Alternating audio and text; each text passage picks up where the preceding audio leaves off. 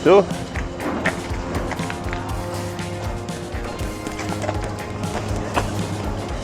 And we are off. Oh, I've seen someone I know already. Howdy cap. We're off on an adventure, a real adventure this time.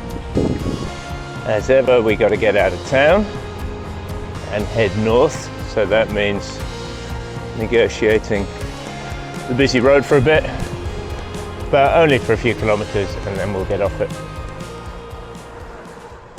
I mean, most of my rides are adventures, but this one's a real adventure. We're going off-road, we're on the gravel bike, we're doing a 3-4 day bikepacking adventure, most of it off-road, although the first day there's a bit of on-road to deal with. But then once we get into it, I think it's going to be a tough one. A lot of climbing, but very beautiful, through the jungles, over the mountains. And well, we'll just see what we get. I've not ridden most of it before, and I'll talk more about what it is in a bit. But it's called the Lanna Kingdom, Anchara Lanna. They just repaved one of our main roads out of town, Chiang Mai.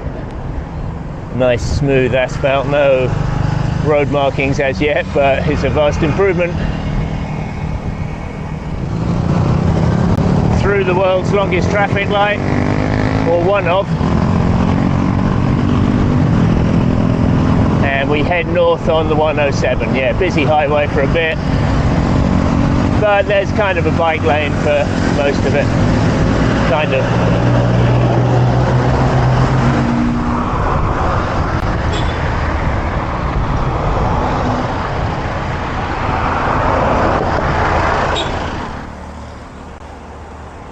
Off the main road after only 10-11k, and onto this nice little road following the canal. So we've got about 100k to do today. Quite a lot of it's on road. I think it's only the last 20-30k that's off road, so it should be a fairly easy day one, but then it begins to spice up. What is the Lanna Kingdom Bikepacking Trail? Well, it was created a few years ago. I mean, not the actual roads, they were here before on the paths and the tracks, but they were linked together into this multi-day bikepacking loop, starting and finishing in Chiang Mai by a guy called Sam, I believe. I think he's a Kiwi, might be an Aussie, one or the other. And Nu runs the Triple Cats bike shop down just south of Chiang Mai. A very useful resource for anyone bikepacking, touring, that kind of thing. He's a great wheel builder, and he's got more than 3 cats, including this one, Tofu. It is, I believe, 333 kilometers, and they suggest doing it in, I think it says 7 or 8 days. I don't plan to do it in 7 or 8 days. Let's move away from the sun. I plan to do it in 4 or perhaps even 3. Yeah, I know, what's the rush? And it's not a race, take your time, enjoy it, but I need to get back. This is a little window I had before some friends arrive in Chiang Mai. And also, things have got expensive here, it's high season. And places that I normally pay 500 baht at, 10-12 pounds, are now asking an incredible 30 or 40 pounds, 2,000 baht plus. So I'm going to try and keep the nights out to a minimum.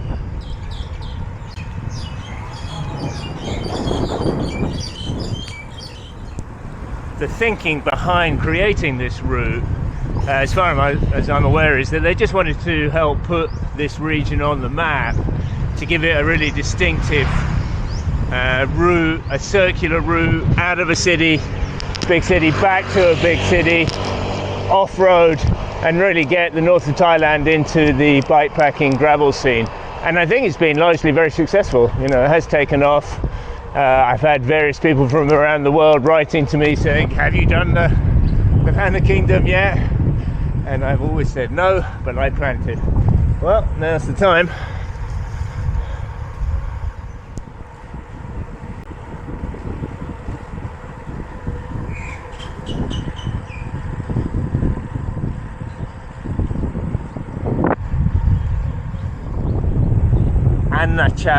Lanna, so the kingdom of a million rice fields, literally.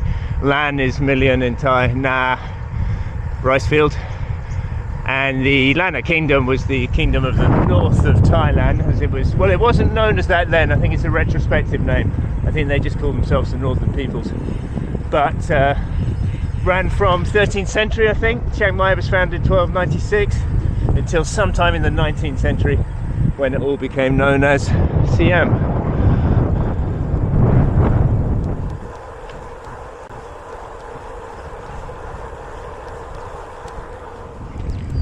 Conditions are, well, very lovely. It is winter here. It has turned chilly. I mean, I say that in inverted commas, relatively chilly. I checked the temperature back in North Wales this morning. It was -7, so I'm going to take this with a pinch of salt, but it is about 20 degrees out. But it feels quite chilly to me. I read that it was going to be 15 degrees in Bangkok this week. I'd say that's rare. It can get cooler than that here, but it will be cool in the mornings and the evenings. And I'm traveling very lightweight and brought very little for the cold. So I will no doubt regret that at some point.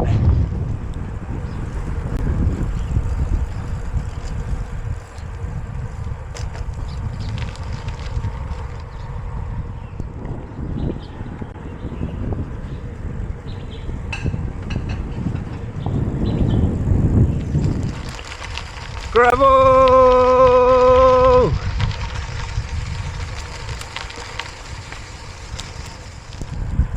Past the Purple Temple.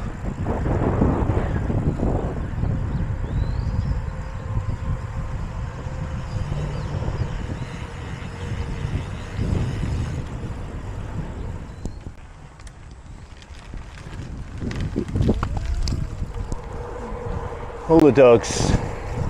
Who let the dogs out? Been on the road just a couple of hours so far. Easy going, but when you see a place to stop for a break, take it as ever. So, bottle of Saponsar, sponsor. Packet of sesame homey cookies, and that should see me through. I'm carrying very little food. Got a bag of sticky rice as ever. 2 bottles of water, and that'll be fine today. Tomorrow, might have to carry a little more.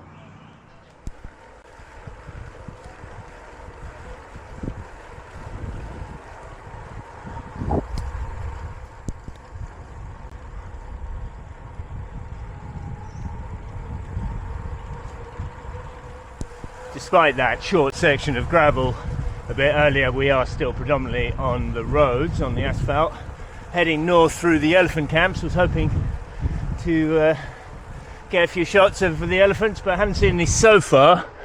There is still a hope when we get up to the bridge ahead. There's an elephant camp there that the tourists like to go and bathe the elephants.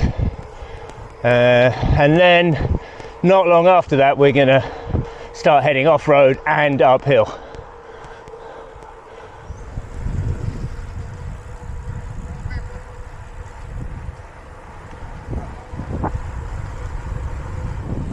It may not be off-road, but it's still very pretty around here. Yeah, as I say, it's the elephant camp area.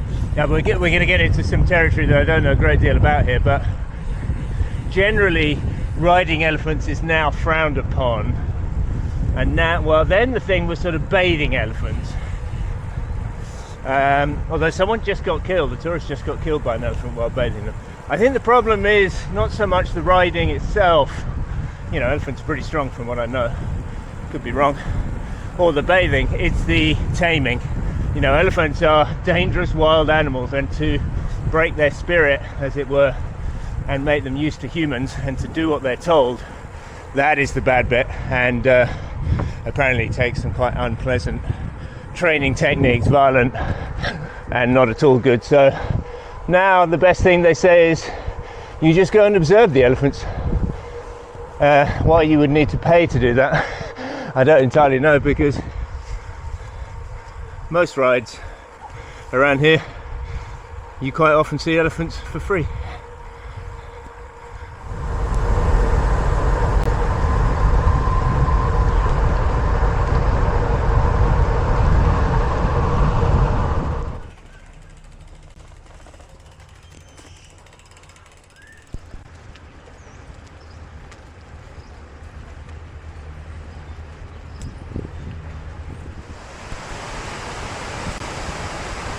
over the bridge, heading north. A few more K on the asphalt. It's all elephant camps and rafting trips up here. Bit of a playground. I've followed this road many times in the other direction, coming back from the wonderfully named ride Crybaby, so called because it goes through the Thai village of Sob Gai and involves a hideous climb. But we're doing the reverse of Crybaby, and then at some point we'll turn off onto the dirt. Elephants and rafting. See if I can get a bit closer. Probably a bit far for the video camera.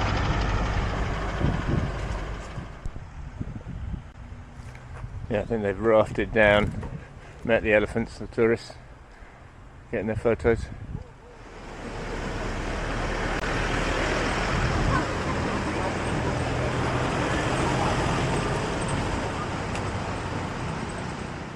Looks like they lost the main bridge here, maybe in the storms in September. So a temporary bridge has been set up. Someone's sleeping on it for some strange reason. But I don't have to cross anyway. Just having a look.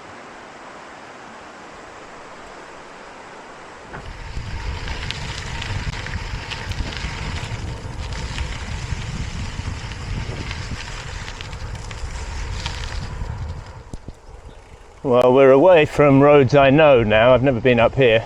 I was led to believe this was off-road, but either that was wrong information or they've cemented it recently. Either way, it's a beautiful road through the jungle, almost no traffic. There are a couple of homestays up here, which I didn't know existed. And I suspect the Lanna Kingdom may have helped in the establishment of more homestays. So bringing more money into the area, more jobs, very good thing. We've got about 22k to go to Kong, our destination for the day. Most of it uphill.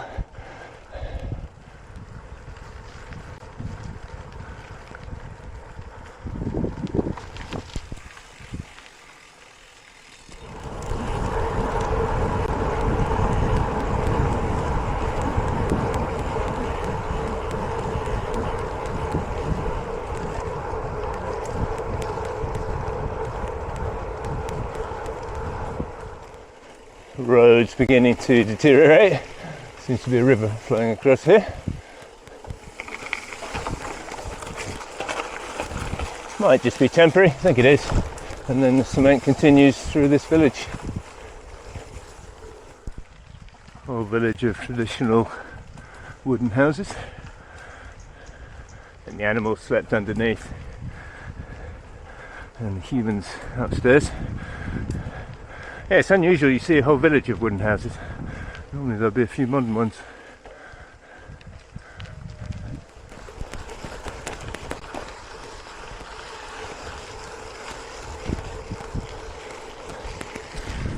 Now we're away from the tourists and their elephants and rafts into more traditional landscaping. Now it starts to feel more of an adventure.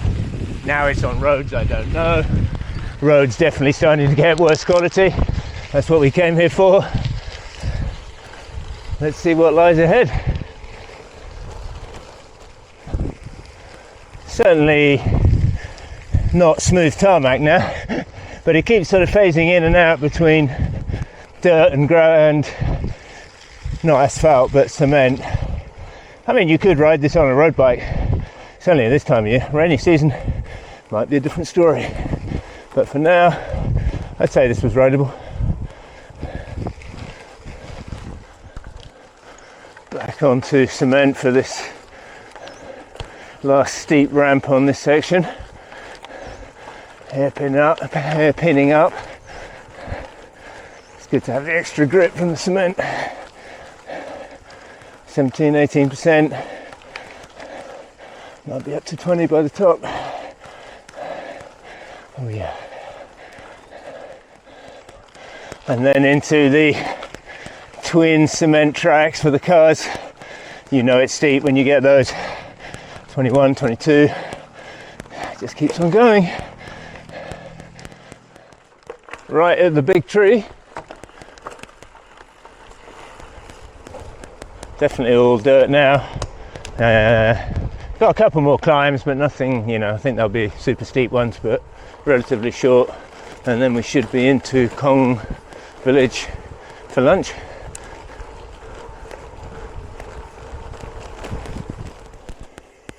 But first, bit of a steep, bumpy descent.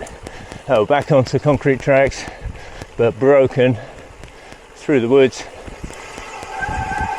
Sort of red, slick earth. Be horrible if it was wet, but I think it's okay. Still braking though.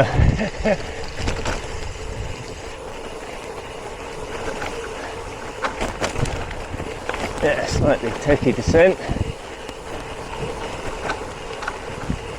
Oh, I forgot to mention actually that everyone I know who's done this route has done it on mountain bikes. That said, Sam, when I read what he wrote about the trail, he said they designed it for everyone. Well, not everyone, but gravel bikes, you know, large volume tired gravel bikes and mountain bikes. My tires are 40mm, which is pretty minimal, but I'd say I have probably above average bike handling skills off-road, so I'm pretty good and I'm pretty confident off-road. So yeah, I think it's quite doable so far on 40mm. Well, we'll see. I might live to regret that.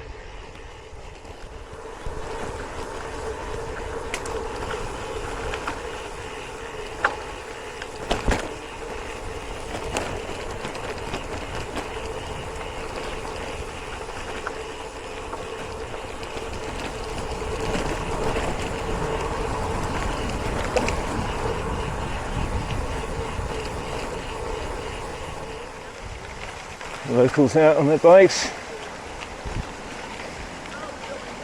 over this rickety bridge. Sawadee Kap.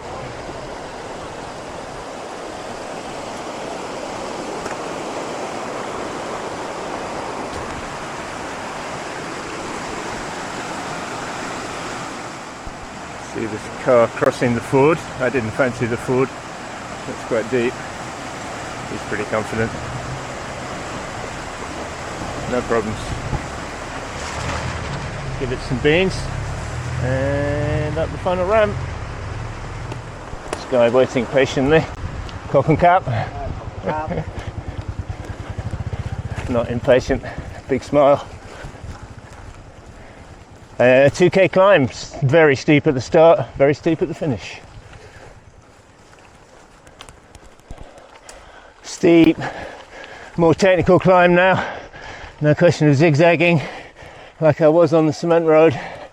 You've got to find the best line and just try and stick to it. Little bumps, little dips, everything takes the energy out of you. And then you just see it snaking up steeper and steeper. Definitely the hardest climb so far. 20%. Certainly will be on this corner. Loose. Can't get out of the saddle. Back wheel slipping too much, so got to really dig in.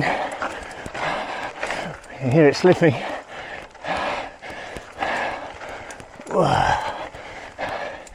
Yeah, it's all about picking a good line and then just a little bit more energy needed in places. Gotta just push a bit harder, get over the little bumps.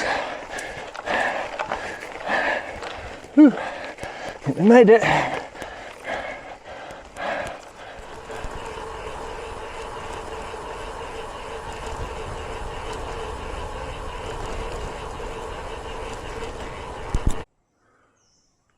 It's been a day of magnificent trees.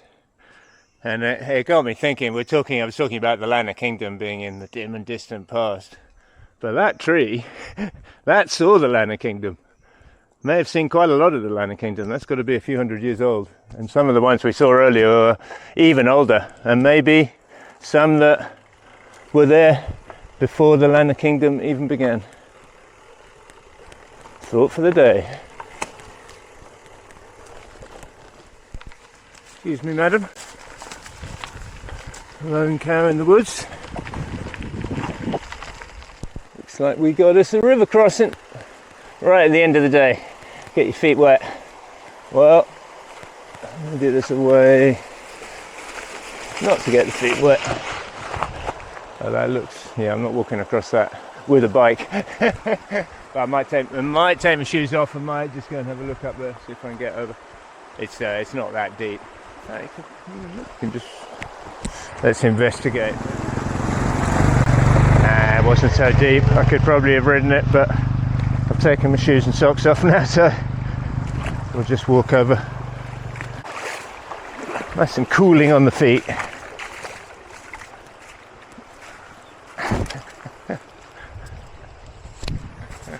Nice crossing.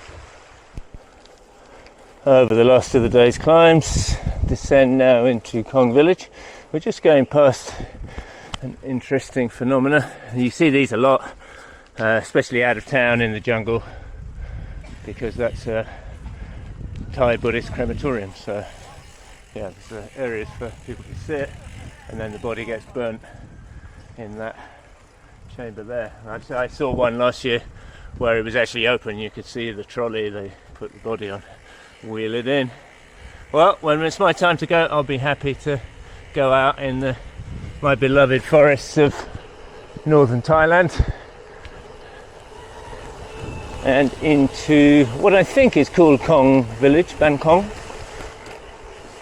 We'll find out more. We're headed for a guest house called Pumpkin Pikun. Why, I don't know. But it's somewhere down here. Well, we've got little shops. Oh, onto a sort of main road. Okay, so hopefully there'll be places to eat. Yeah, Pumpkin Pikun is about a kilometre or so away from here, but it's a real shock to come out of the mountains and the jungle into agricultural heartland. Growing, I don't know what, those sort of look like potatoes to me. It's not, potatoes isn't a big crop in Thailand, but they must grow them somewhere. And we are directly east of Chiang Mai. If you remember a video a few episodes ago, the steepest climbs in northern Thailand, that 2-part 3-day adventure with Michael and Jefferson. On the last day, the last climb we did with Chiang Mai, which I think is somewhere up there, and we were probably looking onto these mountains, so we're just west of there, coming up the different valley. But before we get there, I just saw this little restaurant. Nice, just right in the fields. She's made me a very simple pad krapao, which is a classic Thai dish.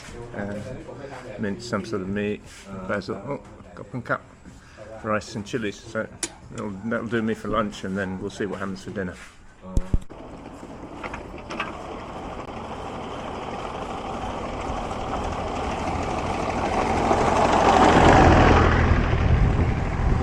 Pad krapao hit the spot. Although I made a rookie error. I'm too used to living in tourist areas where the food's never very spicy, so I put extra chilies on before I tasted it. It was already spicy, so then it was double spicy.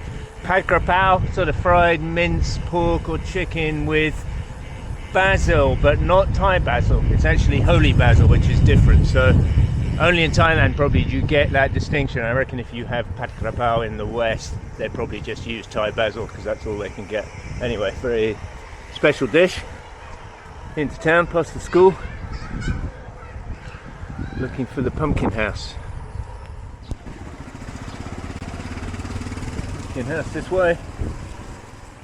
I was told to expect very basic accommodation, but I like basic accommodation. Okay, let's go and see. Welcome. Jolly colours. Pumpkin house. Sawadee Cup. Okay, this is it. Pumpkin house. The lady appeared, very friendly, spoke perfect English, told me her whole life story, which was actually very interesting. I'm upstairs, got a lovely view of the river here, and again, more beautiful trees. Very simple accommodation. I had a choice of rooms. I could have had a room with a bathroom, but I just went for this one. Very simple, because it's upstairs and I got a little table, so I can just sit here and watch the trees and the river. People come here to do rafting, but apparently it's not busy at the moment. The big floods in September, she got them here, and this whole area was flooded, like right up to the ground floor. She said that was the first time in her life she's seen it, and she's lived here all her life. And the village is called Muangkhong. So this is the whole of Muangkhong village, and I think it covers the whole kind of little sub-villages. And her father's got a shop over there, so I'll get a few snacks, there's free coffee down there, and then wash my kit, have a shower, and relax.